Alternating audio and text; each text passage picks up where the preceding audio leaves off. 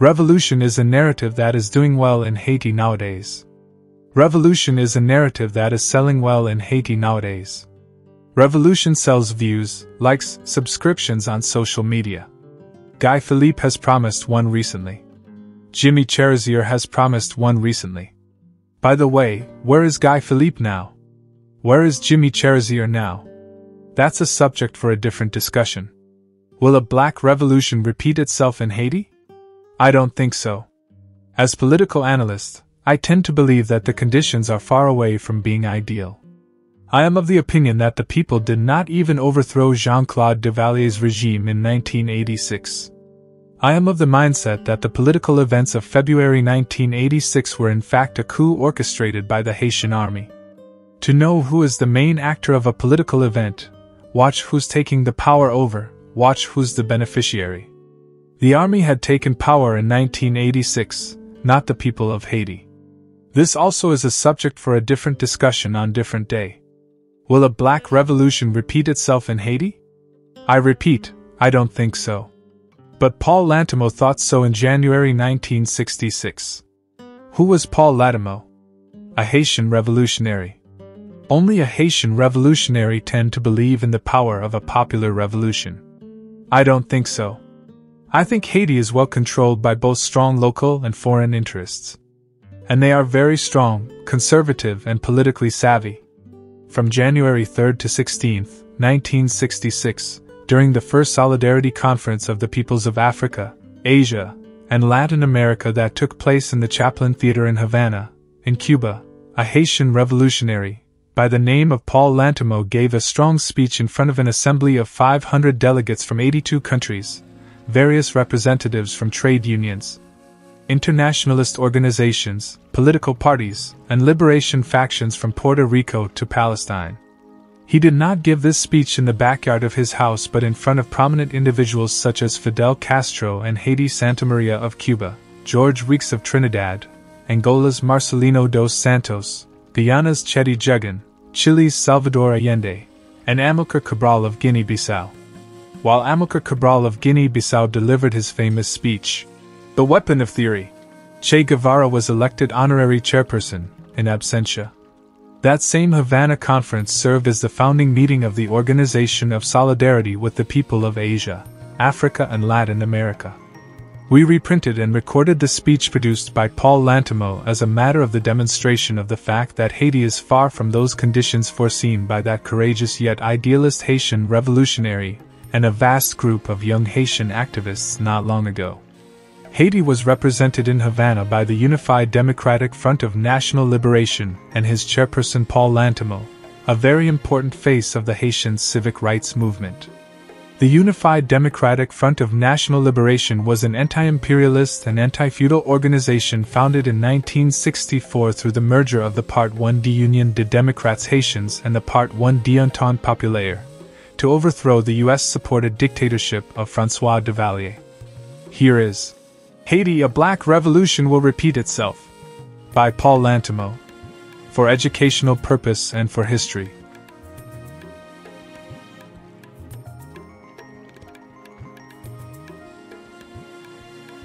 Brother delegates of the countries of Asia, Africa, and Latin America, in the name of the oppressed people of Haiti, the delegation from the United Democratic Front of National Liberation warmly salutes the peoples of the countries of Asia, Africa, and Latin America that are struggling against international imperialism for the sake of economic and political independence, social progress and peace.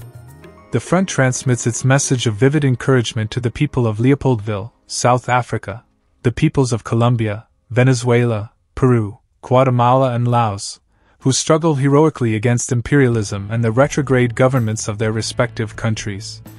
The Haitian delegation sends a special greeting to the Dominican people and assures them of the complete solidarity of the Haitian people in their struggle against the Yankee troops.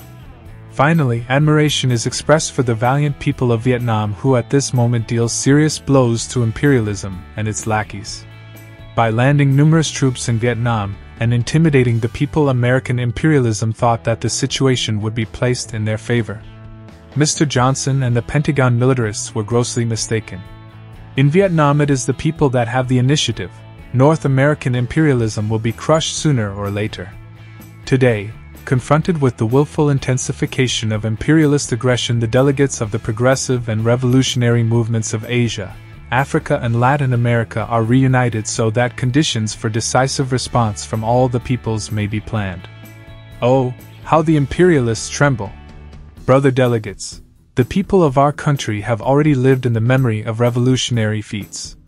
In 1791, under the leadership of Toussaint Louverture and Jean-Jacques Dessalines, and utilizing intercolonialist rivalries, the French slave yoke was broken, the War of Independence was victoriously sustained, and the Napoleonic armies were thrown out of the country.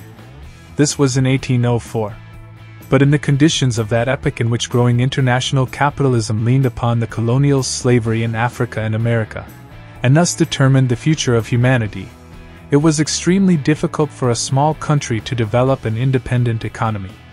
The capitalist countries imposed upon us a sort of economic blockade, and refused us credit and technical equipment so vital to us after a dozen years of devastating war.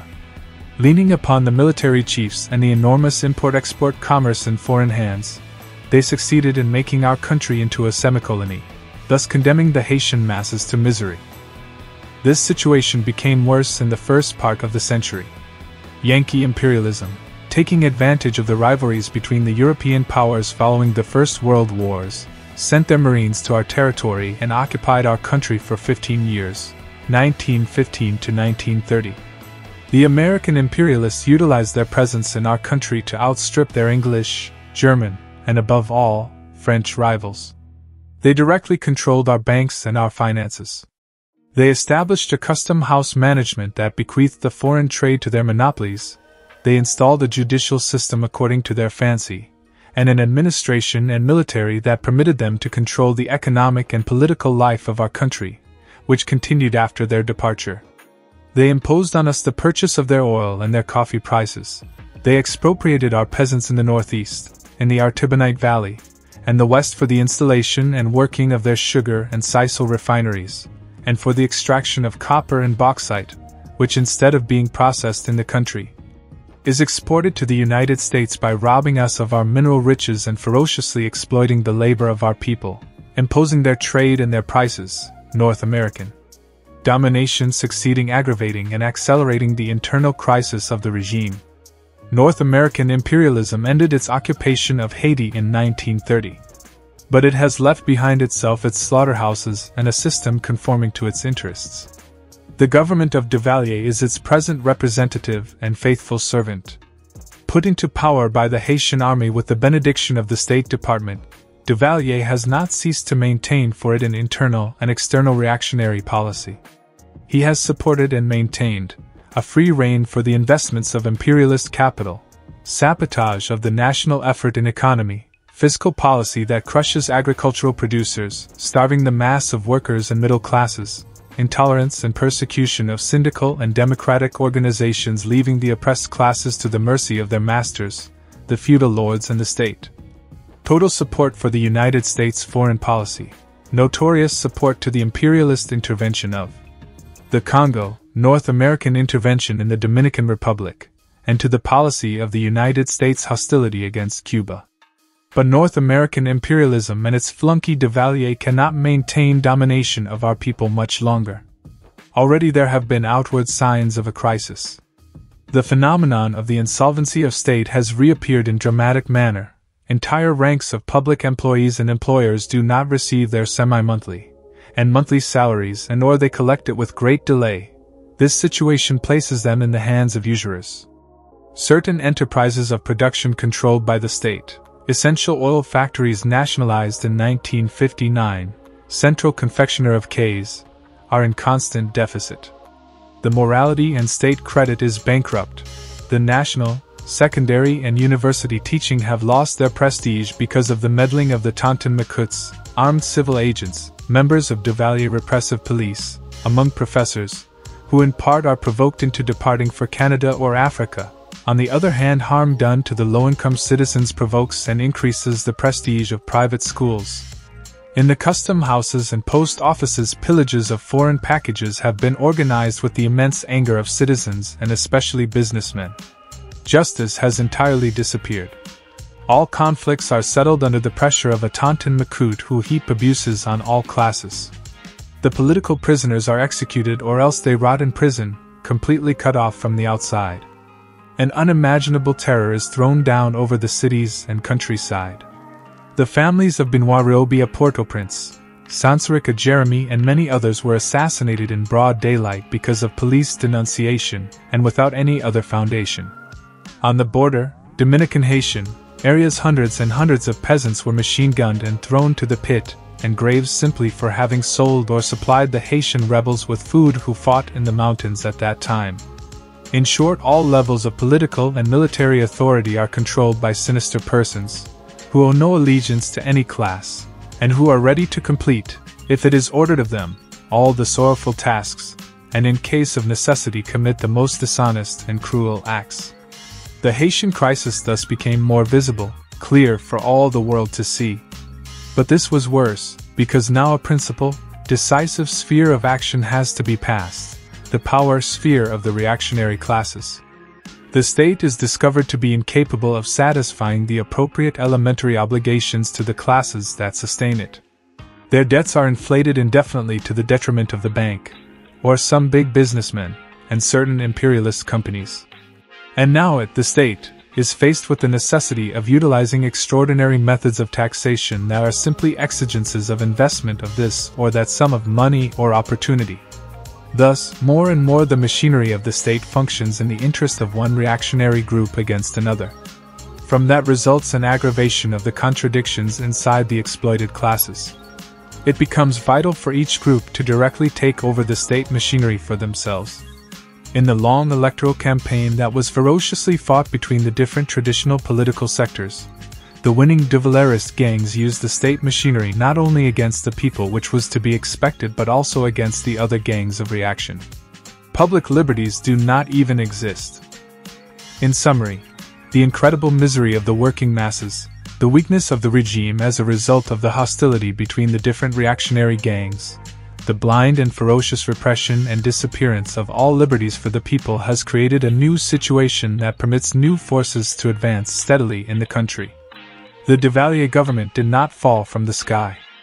It is the expression of the crisis of the regime and of world imperialism. Because the reactionary classes have been and always will be impotent in solving crisis, only the revolutionary action of the people will be sufficient to change the situation. Up to now, the Haitian masses have developed combat under different forms. The workers, students, and professionals have sustained important syndical and political battles despite the repression. During 1961, students organized a powerful strike which took an immediate political character and endangered the power of Duvalier. The peasants have often undertaken violent manifestations in order to defend themselves against the expropriation or the abuses of the Tonton Macoutes. Likewise, on 3 or 4 occasions groups of patriots took the initiative of armed action that failed because of the author's political inexperience and their isolation from the people. The new opposition constantly organizes itself on a superior level. It supports portions of the vanguard. It does not yet entrust to itself the role of liberators. It works together on the basis of a program or any way on the basis of ideas. It turns its back on the past and looks toward the future, condemning the imperialists, the big businessmen and the feudal lords. It desires to lean upon the masses, to conscientiously support and guide them in assault. For these reasons this front has been established, the United Democratic Front of National Liberation. It is a front which agrees to solve the present revolutionary situation. Our work is to unify the action of all Haitian revolutionaries and put an end to the division within our ranks in order to lead the masses in armed struggle against Duvalierism. We are convinced of the future demolition of the Duvalierists by the popular forces, the bulwark of imperialist domination in Haiti. The popular forces will lead radical change in the structure of the regime and will strike a strong blow against imperialism. The demolition of Duvalierism and the regime which sustains it constitute our particular contribution to the struggle of the peoples of Santo Domingo and of Vietnam, to struggles of the peoples of the world against international imperialism, against North American imperialism. Brother delegates, When the North American imperialists occupied our country, the Haitian people heroically resisted Yankee aggression. Our valiant peasants under the leadership of Charlemagne Perrault and Benoit Batraville entrenched themselves in the mountains and molested the U.S. military. But due to lack of a revolutionary vanguard and isolation from other countries, they were eventually annihilated, and their leader Charlemagne Perrault was captured then shot after being appended to a wooden cross. Since then the times have changed. On Dominican soil and in Haiti, determined and shining vanguards work in order to unite both peoples against their principal enemy, the United States imperialism. Besides, the socialist countries and revolutionary movements of other countries are determined to aid our two peoples. Imperialism cannot take action on their whim. Recently, the United States imperialism disembarked troops in Santo Domingo, but it is incapable of imposing its peace. It is incapable of dominating the popular resistance. The Dominican people will conquer the United States imperialism. The North American imperialists have cynically affirmed, since the events of Santo Domingo, their will and right to land their troops where they please. But the Haitian and Dominican peoples learn their lesson of history. And now on Dominican territory, workers and patriots have begun to get along with the people that struggle against North American imperialism. The Haitian and Dominican peoples under their respective vanguards and leaning upon brother peoples are obliged to cooperate, and they will cooperate in order to make the imperialists pay dearly for the humiliations of yesterday and today. They must wage a long and difficult struggle. But closely united with and aided by brother peoples, they will fling the North American imperialists into the sea and annihilate, internally, the puppets that support Yankee imperialism. Brother delegates, the Haitian people must meet above all else the battle against North American imperialism. But we are jointly liable with the struggle of all the peoples against the other imperialists, and we want to extend our hands especially to the West Indian people who struggle against French, British, and Dutch imperialism. Since all the imperialists have an understanding amongst themselves to maintain their colonies in the Caribbean people must unify their action against international imperialism headed by the United States. We propose that the Tricontinental Conference should adopt a practical resolution with that perspective. Equally, as they come to their accursed agreement on their passing divergences on less essential questions, they are determined to smother the people's struggle for social progress, peace, and socialism. It is in response to this that the peoples of Asia, Africa, and Latin America united in common action against international imperialism. Because of that, we desire that the Tricontinental Conference make a resolution by which to establish a permanent organization to coordinate the struggle of the peoples of Africa, Asia, and Latin America. Down with the imperialists! Long live the West Indian peoples! Long live the peoples of Africa, Asia, and Latin America!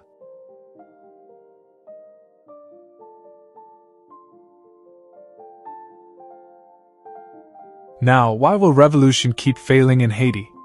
Fear, corruption and nepotism, neoconservatism, neocolonialism and anti-patriotic behavior of the Haitians' political, economic and cultural elites are elements of the answer.